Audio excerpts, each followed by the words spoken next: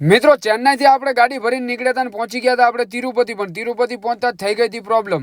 મિત્રો આજે આપણે ચેન્નાઈ થી રિટર્ન થવાનું હતું ગાડી ભરીને અમદાવાદ, તો આપણે પહોંચી ગયા હતા આપણી ગાડી ભરવા માટે એક્ઝિબિશન પૂરું થઈ ગયું હતું ને મશીન આપણે રેડી થવાના બાકી હતા. તો આપણે પહોંચ્યા હતા, આપણે મશીન પેકિંગ થતા હતા એટલે આપણી ગાડી પછી ભરતા ભરતા આપણને વાગી ગયા હતા 7 ને આપણી હાલત થઈ ગઈ હતી ટાઈટ.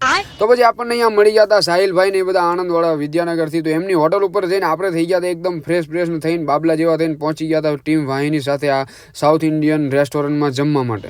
જમવા તો બેસી ગયા, પણ રાહુલભાઈ ને સાહિલભાઈ મારી સામું જોઈને હસતા હતા એટલે હું તો ટેન્શનમાં આવી ગયો. મને કે આપો ઓર્ડર, મેં કીધું ના તમે જ ઓર્ડર આપો. તો કે ઓર્ડર અમે આપી, બિલ તમે આપી દેજો. હું ઓર ટેન્શનમાં આવી ગયો.